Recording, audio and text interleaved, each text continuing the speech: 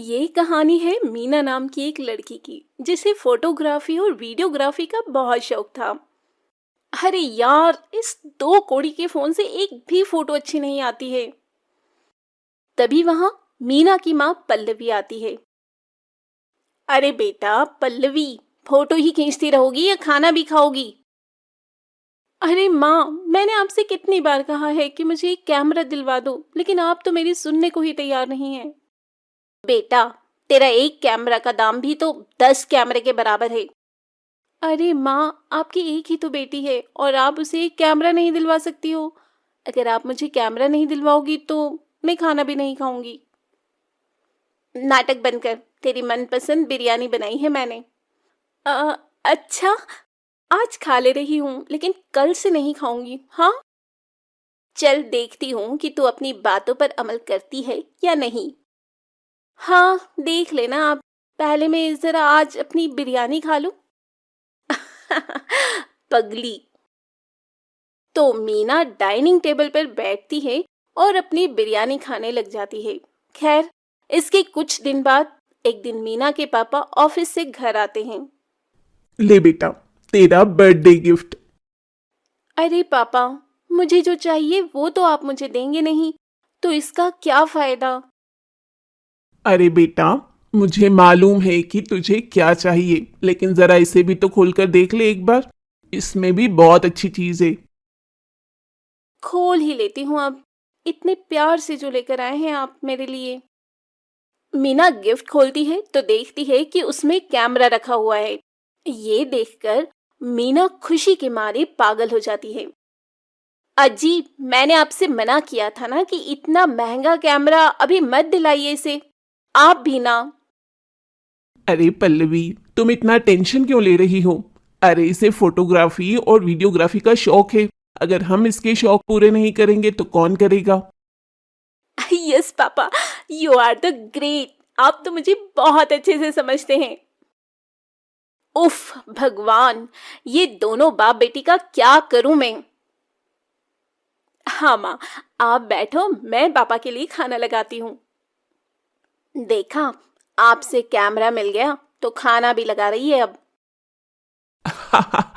अरे कोई बात नहीं, अभी इतनी बड़ी बेटी भी नहीं हुई है हमारी, बच्ची ही तो है। हम्म।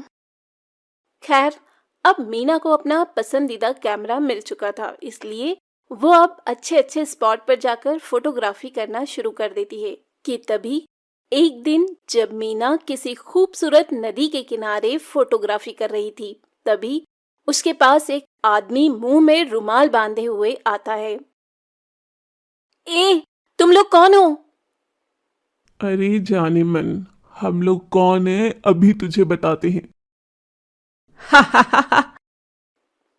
इसके बाद दीपक मीना को जोर से धक्का देता है और उसका कैमरा लेकर वहां से भागने लगता है। लेकिन मीना बड़ी चालाक थी, वो जल्दी से दोनों के सिर पर दो पत्थर से वार करती है। आई! चुप बेवकूफ। वहीं मीना जल्दी से उनके पास आ जाती है और अपना कैमरा उठाती है। बड़ी चालाक बन रही है ना तू। रुक, तुझे अभी इसी नदी में फेंकता हूं। तब दीपक मीना से उसका कैमरा छीनता है और उसे नदी में फेंककर राजेश के साथ फरार हो जाता है। वहीं दूसरी ओर मीना चुड़ैल बन जाती है। एक तो तुम लोगों ने मेरा कैमरा चुराया और ऊपर से मुझे एक चुड़ैल बना दिया। अब मैं तुम लोगों से बदला लूंगी, बदला। वहीं दूसरी ओर मीना के माता पिता उसके लिए बहुत परेशान होते हैं और उसकी मिसिंग कंप्लेंट थाने में लिखवा देते हैं। खैर, चुड़ैल अब राकेश और दीपक के पास जाती है। मेरा कैमरा चुराएगा तू? रुक, अभी तेरी टांग तोड़ती हूँ और इसका सूप बनाकर पीती हूँ। तब चुड़ैल राकेश के सामने अचानक से प्रकट हो जाती है। चुड़ैल को वहां देखकर राकेश की सिट्टी पिट्टी गुम हो जाती है। क, क, क, कौन है तू? कहीं तू मेरी पुरानी प्रेमिका मंजूली तो नहीं है? अपनी शक्ल देखी आईने में? तेरी कोई पुरानी प्रेमिका भी थी? यकीन नहीं होता। अच्छा, तू मेरा ध्यान भटकाने की कोशिश मत कर, वरना। तुम कोई भी हो, मुझे माफ कर दो, मुझे जाने दो। वैसे मैं इतना बुरा भी नहीं दिखता। हाँ, तू बुरा नहीं दिखता, लेकिन जब तू मरेगा ना, तो तू बहुत ही बुरा दिखेगा।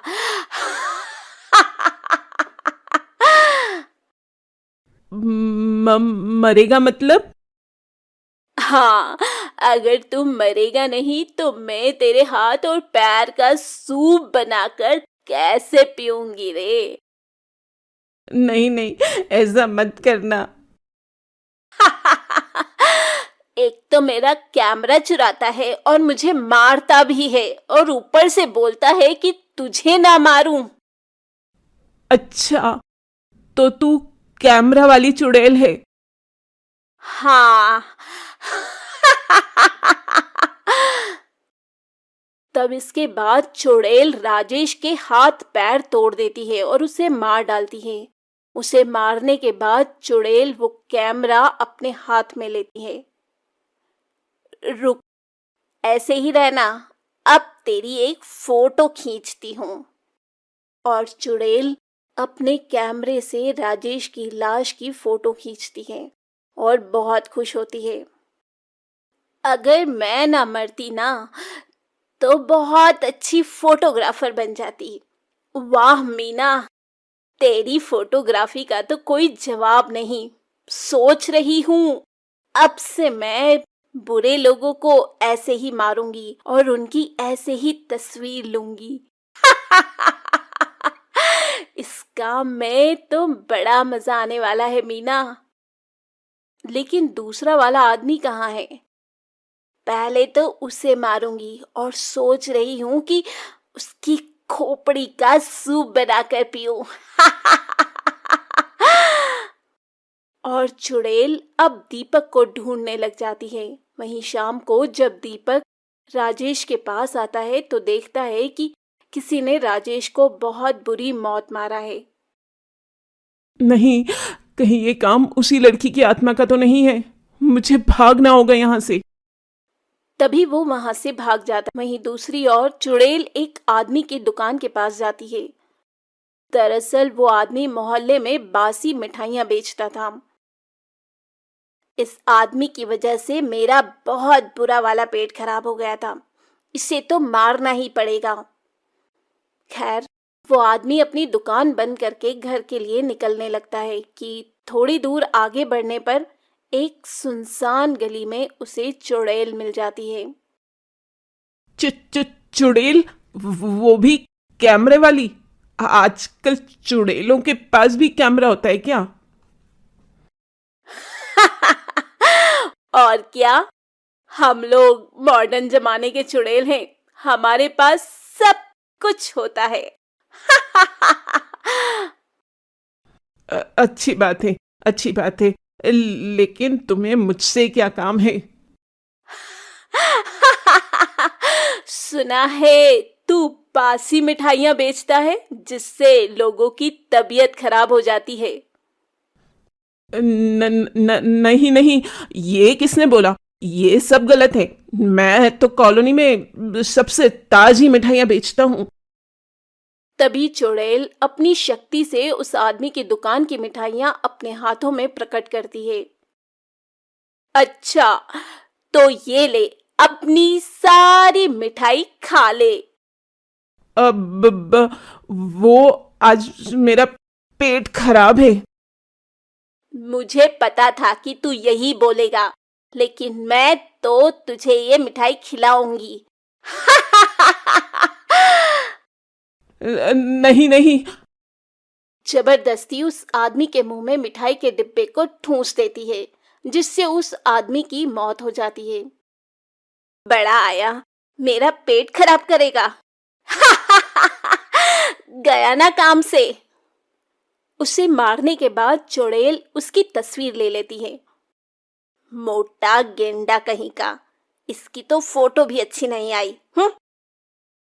इसके बाद चुड़ैल दीपक को ढूंढने लग जाती है, लेकिन फिर भी उसे दीपक का कहीं पता नहीं चलता। आखिर ये दुष्ट दीपक है कहाँ?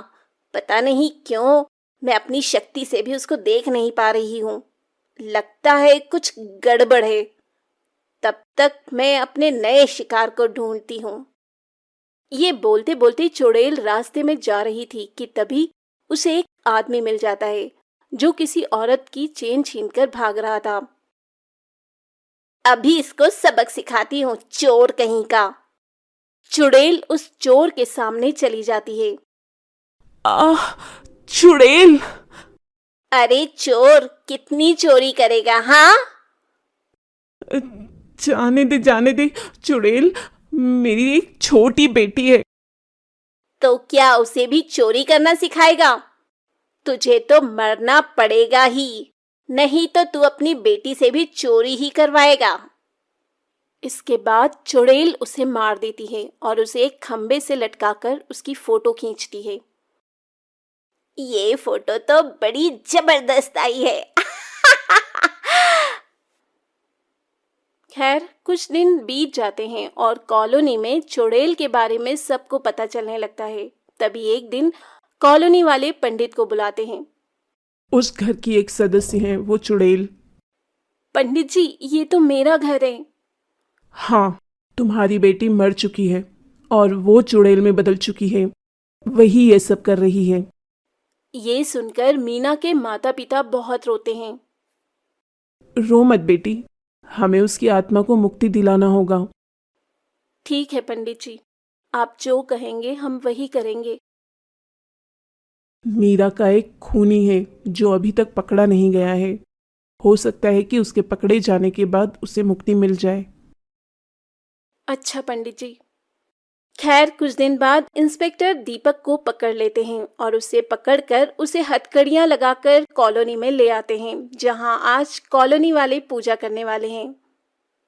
बेटा मीना, हमें पता है कि तुम्हारे साथ बहुत गलत हुआ है, लेकिन तुम बेवजह बेकसूरों को मत मारो। और ये देखो, दीपक पकड़ा गया है, हमारे सामने आओ। तभी चुड़ैल वहां पर प्रकट हो जाती है। वो लोग बेकसूर नहीं थे। माना कि वो लोग बेकसूर नहीं थे, लेकिन कानून को अपने हाथ में मत लो मीना। हाँ बेटा, अब तो दीपक भी पकड़ा गया है, ये सब मत कर बेटा। हाँ बेटा, तू तो हमारी प्यारी बिटिया थी ना, तो फिर क्यों नहीं करती है ऐसा। इस तरह सभी लोग उसे बहुत समझाते हैं।